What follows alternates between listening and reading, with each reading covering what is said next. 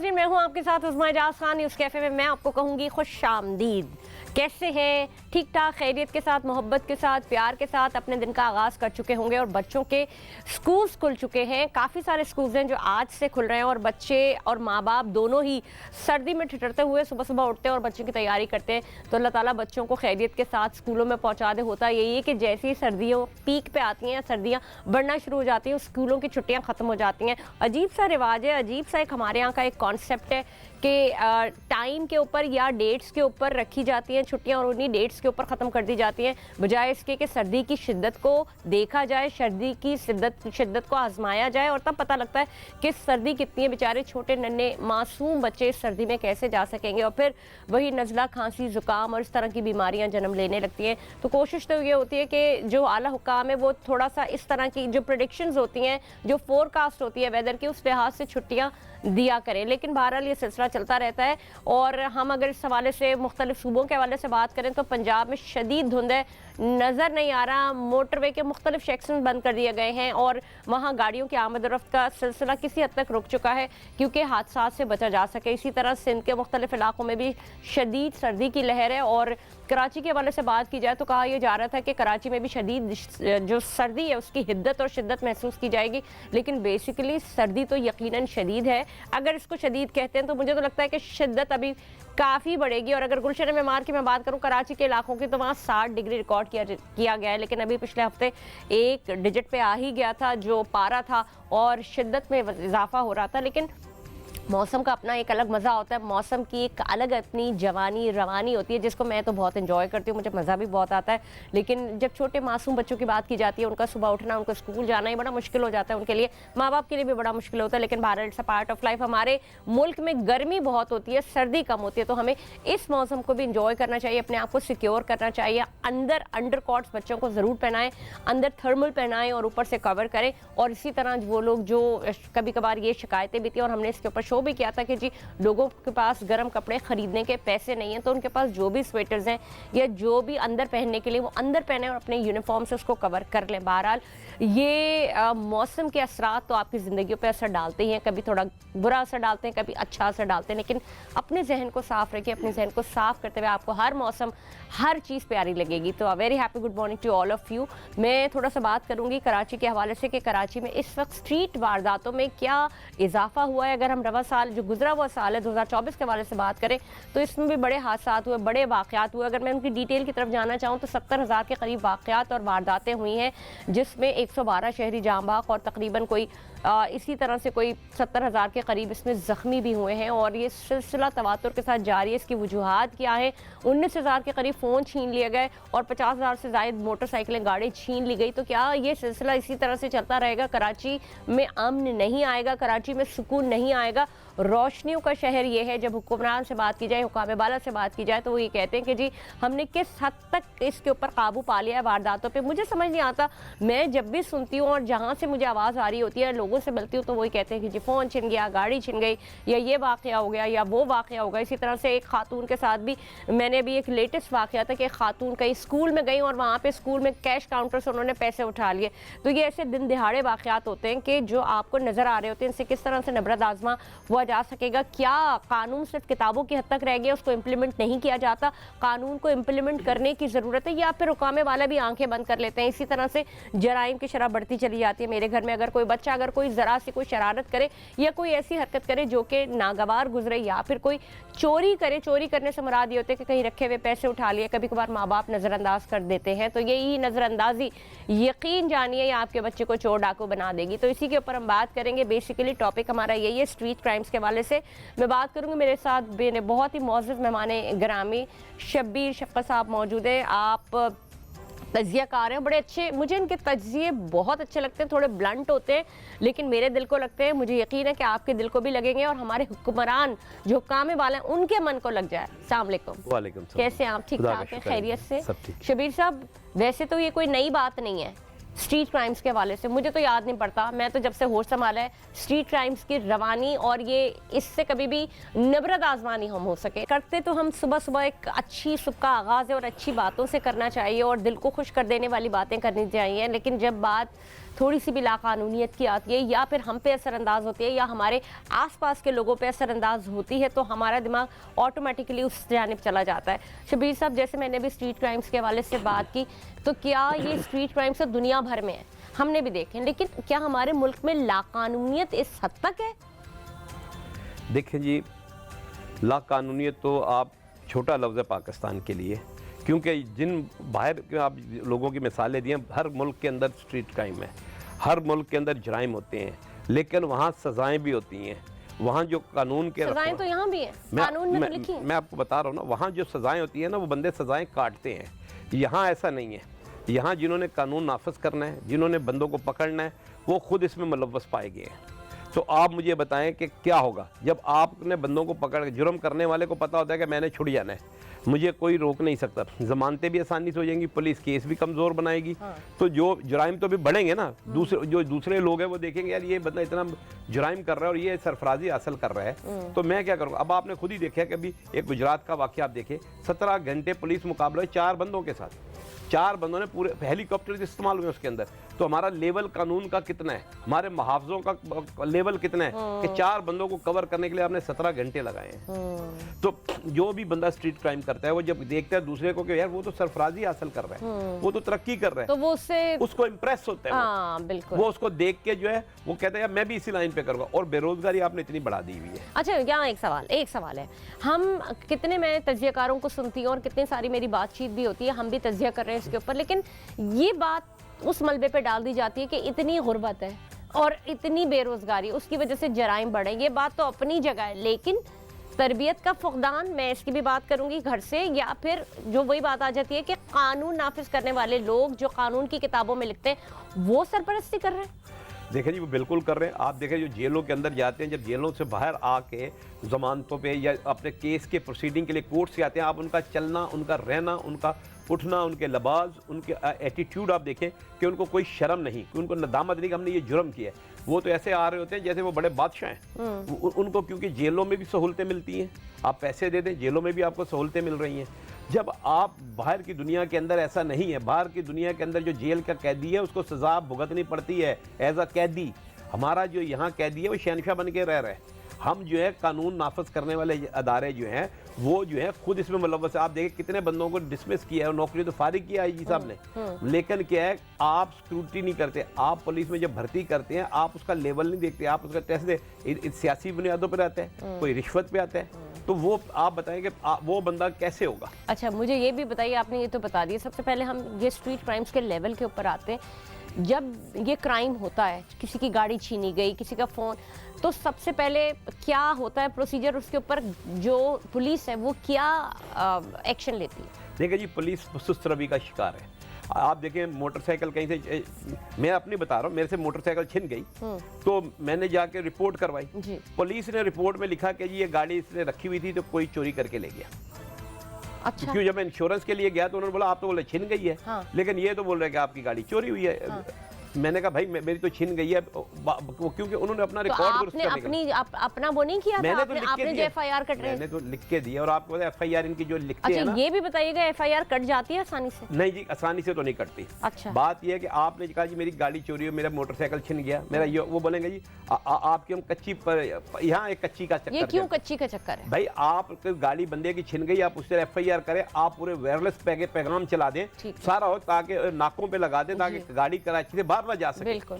आप नहीं करते, पुलिस ये नहीं करती, जिसकी वजह से ये गाड़ियां छीनने की वारदातें ज्यादा हो रही। आप देखें बाद लोगों के मोबाइल छिन जाते हैं, वो पुलिस में रिपोर्ट नहीं करते। समझ रहे क्यों? अगर पुलिस को वहां अगर तहफ़्फ़ुज़ मिले तो आपने मॉडल कोर्ट्स बना दिए। मैंने अभी एक रिसेंटली एक वाकया देखा, जज के सामने सारे एविडेंस दिए, वो चेक बाउंस का था, लेकिन क्या सेटिंग होती है, वो बंदा भरी हो गया।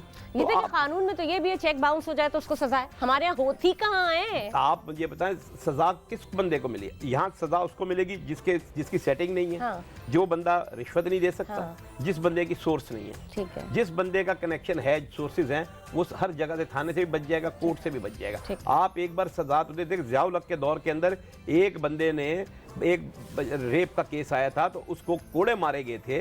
उसके बाद आप देखें 10 साल तक ऐसा वाकया नहीं हुआ था। जब आप जो बंदा जुर्म कर रहा है उसको पता है कि मुझे सजा नहीं मिल रही, तो क्या होगा? तो ये जुर्म को प्रमोट करना ही हुआ ना एक प्रमोट हुआ तरह से। ना। बिल्कुल। अब आप देखें ना आजकल क्या हो रहा है, आज ये भाई सबको पता है ये बेईमानियां हो रही हैं। हाँ। लोग फ्रॉड कर रहे हैं, क्या कर रहे हैं, जमीनों का मामला आप देखें, ये भी एक क्राइम है, लेकिन क्या हो रहा है, मिल के थानों के साथ मिलके कब्जे किए जा रहे हैं। अभी एक रिसेंट वाकया मेरे पास आया है, 1,80,00,000 के एक बंदे ने, स्टेट एजेंट ने, शहजाद नाम का क्रिश्चियन बंदा है कमाड़ी के अंदर, उसने मतलब कि एक बंदे को किया, उस बंदे ने डबलिंग फाइल कर दी, और उस बंदे ने जिसने डबलिंग फाइल की उसको जनाब छोटे से केस में थाने और जेल में बंद करवा दिया, और सारा मलबा उस बंदे के शहजाद के ऊपर है। वो बेचारा थाने में चक्कर लगा रहा है, कहाँ जा रहा है, थाना जैक्सन का उसको सपोर्ट नहीं कर रहा। अब हमने IG, DIG और ह्यूमन राइट्स को इंटरनेशनल वालों का उन्होंने जब किया तो थोड़ी सी हरकत हुई, तो ये क्राइम, अब वो बंदा जिसके ऊपर इतना कर्जा आ गया है वो क्या करेगा? वो फिर अगर क्राइम वाले लोग उसको मिलेंगे तो किधर जाएगा? और फिर ये भी होता है, फिर ये सोचता है गरीब आदमी कि मैं कहाँ यहाँ पीछे भागूं। गरीब तो फिर कहीं ना कहीं उसकी बचत हो जाती है, लेकिन ये जो मिडिल क्लास सबका है ना, इस बेचारे की बिल्कुल बचत नहीं है। वो कहता है मैं ये मुकदमेबाजियां करूं, थाने कचहरी के चक्कर लगाऊं, उससे बेहतर है मैं घर बैठ जाऊं। मेरा एक सवाल, आपने बड़ी अच्छी बात की थी, आपने कहा था कि जब आप अपनी वो FIR कटाने गए तो उन्होंने कहा कि नहीं जी छीनी हुई नहीं है, ये तो चोरी हुई है। इसने गाड़ी खड़ी की तो थी, ये जो आपने थानों का मुझे बताया कि थानों में जो अपनी जो वो भर्ती करनी होती है, यानी खाना पूरी करनी होती है, वो क्या चीज़ होती है, यानी अपनी नंबर्स पूरे करने होते हैं, वो क्या होता है? बस आजकल आपको पता है उन्होंने होता है कि जी वो पुलिस वाला मेरे को कह रहा था कि अगर आपकी डकैती का कहेंगे ना, तो हमारी इंप्रेशन गलत होगा, ये हमारे थाने में इतनी वारदातें हो रही हैं। इलाके में तो ये लेकिन मैं आपको बता दूं, हर बंदे को भी पता है, अगर इलाके का SHO ईमानदार होगा तो मस्जिद के बाहर से चप्पल भी चोरी नहीं हो सकती। अच्छा, अब ये कैसे पता लगेगा कि इलाके का SHO जो है वो आपका ईमानदार है? वो एक्शन से पता चलता है। जब आपका SHO जो है वो आएगा तो हर बंदे को पता चल जाता है अभी ये SHO कैसे है। लेकिन जब SHO आके अपने मतहत वालों को कहेगा भाई इतना आगे देना है, इतना ऊपर देना है, इतना नीचे देना है, तो फिर वो क्या होएगा? ईमान इसमें मैं आपको ये बताऊं, ऐसा भी नहीं है कि पुलिस में ईमानदार लोग नहीं है, पुलिस में ऐसे ईमानदार भी है, मैं उनको अच्छी तरह जानता हूँ, जिनके घर में 15 दिन के बाद आटे का डब्बा ही खाली हो जाता है, लेकिन वो इतने अच्छे हैं कि वो अपने बच्चे को हराम नहीं खिला रहे। लेकिन देखिए बात ये उनके साथ भी ज्यादती होती है ना, पुलिस के साथ भी उनको इतना सफिशिएंट अमाउंट ही नहीं दी जाती कि वो अपना घर चला सके, और उनको फिर ये चाहे इसको करप्शन कहें चाहे उसको रिश्वत कहें, वो लेनी या देनी पड़ती है। This is very bad. लेकिन मैंने अपनी पुलिस को नाज़रीन, जितना मेरा वास्ता पड़ा और जितना मुझे कभी कोई मसाइल हुए तो उन्होंने मेरा बड़ा भरपूर साथ दिया है और हमेशा हक़ के लिए वो आगे खड़े रहे। और मैं अपनी पुलिस के साथ, सिंध पुलिस की मैं अगर बात करूँ तो मैं वाकई सलाम पेश करती हूँ कि they did always very well. हम इसी तरह से सिंध पुलिस, मैं आपको बता रहा हूँ कि पुलिस के अंदर कुछ लोग हैं, मैं सारी पुलिस नहीं कह, आधे से ज्यादा लोग पुलिस वाले अच्छे हैं, लेकिन जो थोड़े से जो है ना अच्छे लोगों को, उनको सॉर्ट आउट करने की जरूरत है। उनकी वजह से उनका नाम भी बदनाम होता है, क्योंकि पुलिस के अंदर अंग्रेज के दौर के अंदर जब पुलिस में हमारे बुजुर्ग बताते हैं भर्ती किया जाता था तो उसकी फैमिली बैकग्राउंड देखा जाता था कि क्यों वो बंदा आता था, उसको अपने खानदान की इज्जत का ख्याल होता था कि मैं किसी से ज्यादती ना करूं, किसी रिश्वत ना। आजकल ये चीजें अब नहीं है। लेकिन आजकल घरों में लोग हैं इससे, आपको लगता है? अगर मैं बात करूं कि बहुत सारी चीजें तो रिश्तों में ही इतनी गद्दारियां हैं, रिश्तों में गद्दारियां या रिश्तों में तकद्दुस या रिश्तों में हया और वफादारी या वफा ख़त्म हो गई है। जब ये प्रोडक्ट बन रही होती है घर से, तो वही प्रोडक्ट फिर बाहर अपने कारनामे अंजाम देते। देखें जी, आप जब आम के पौधा लगाना चाहती हैं तो उसका अगर आपने बेर की गुठली लगा दी तो आम तो नहीं उगेगा ना। जब आप बच्चे को रिश्वत का पैसा, हराम का पैसा ला के देंगे, तो फिर आप रिश्तों में वफा कैसे आप ढूंढेंगे? पहले आप ये देखिए ना कि माँ बच्चे को कहती थी बेटा गलत काम नहीं करना, बीवी की यही कहती थी कि अगर गलत काम हो तो बीवी बिगड़ जाती। आज माँ को भी पता है, बीवी को भी पता है, बच्चों को भी पता है कि हमारा बाप जो है ऊपर की कमाई ला रहा है, सबको पता है कि इसकी तनख्वाह इतनी है, लेकिन वो उस पैसे के ऊपर अय्याशी कर रहे हैं। फिर आप क्या एक्सेप्ट कर रहे हैं, एक्सपेक्ट कर रहे हैं कि आपका बच्चा जो है आपकी इज्जत करेगा, आपकी बीवी आपके साथ वफा करेगी, क्योंकि आप जो कमाई आई है।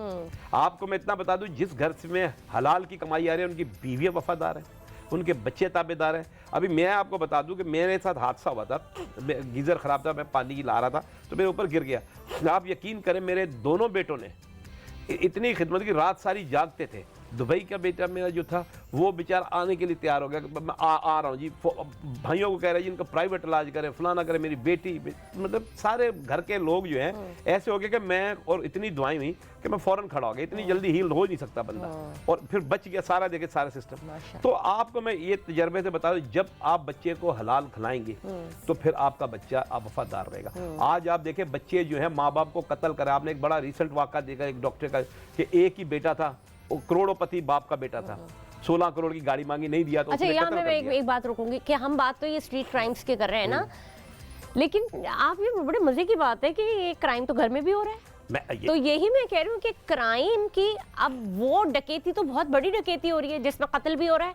हम ये बात गली की कर रहे हैं, वो गैर हो गए, वो बाहर के लोग हैं, वो कौम और माशरा है। लेकिन ये घर में जो हो रहा है, ये आपका सगा बेटा है, ये आपका सगा बाप है, जिसने आपको नाजों से पाला, जायदादें खड़ी कर दी आपके लिए जायदादें खड़ी कर दी, आपकी तालीम और तरबियत में अपने आप को तबाह बर्बाद कर दिया, और आप वो उस सोने का अंडा देने वाली मुर्गी को काट के सारे अंडे निकाल रहे हैं। ऐसा ही कह रही हूँ मैं। और आप उसका अंजाम देखें। और आपको मैं ये भी बता दूं, आप देखिए कराची के अंदर पूरे, आपके लिए शॉकिंग न्यूज है, पूरे कराची के अंदर आप देखें घूमे, हर जगह स्ट्रीट क्राइम हो रहा है, मर्डर हो रहे हैं, और आप देखें औरतों के साथ रेप हो रहा है, सारा कुछ है। लेकिन आप देखें जिस लियारी को लोग बुरा कहते हैं, आप उसका रेशियो देख लें, कोई भी मोबाइल छीनने की वहां वारदात नहीं। वाह क्या बात है। रात को 3 बजे भी आप लियारी में चले जाएं, आपको कोई छीना झपटी नहीं है। अच्छा। कोई औरत के साथ कोई ज्यादती नहीं है, कोई ऐसा नहीं है। और वो इलाका जिसको कहा जाता है कि जी वो क्राइम है, ये है, वो है, और हैरत की बात है या नहीं, आप उसका रेशियो देखिए। लेकिन अभी के बड़ी वो बात है कि देखिए, अगर हम इस तरह की बात, जैसे कि आपने भी बताया, वाकई ये इक्का दुक्का होते हैं, वाकई होते हैं, बहरहाल घरों में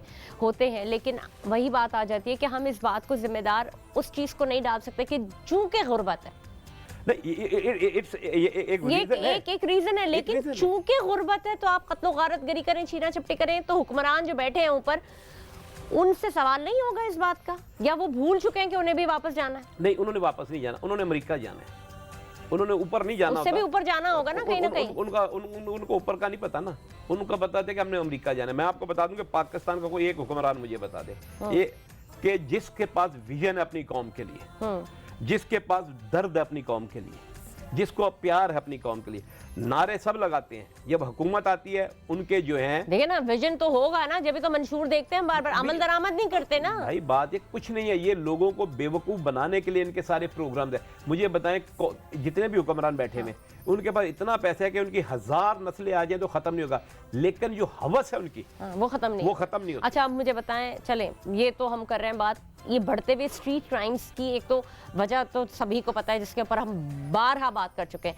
अब मुझे बताएं कि कौन सा ऐसा तरीका है कि इनके ऊपर काबू पाया जा सके, जो हमारे ऊपर हुकाम वाला है वो भी देख रहे हैं और हम भी, ताकि इनसे निबरत आजमा हो सके। देखें जी, बात ये है, ये स्ट्रीट क्राइम को ख़त्म करना एक और बात है, इसको कंट्रोल करना और बात है। बात यह है कि आपने कैमरे भी लगाए हुए, सबूत आपके सामने होते हैं, उसके बावजूद अदालत के अंदर इतना दमखम नहीं होता कि उसको सजा दे। आपने कोयटा के अंदर एक देखा, एक सेनेटर ने एक पुलिस वाले के ऊपर गाड़ी चढ़ा दी, वीडियो आ गई, सब कुछ आ गया, उसके बावजूद वो कह रहा नहीं मैं नहीं था, मेरा ड्राइवर था।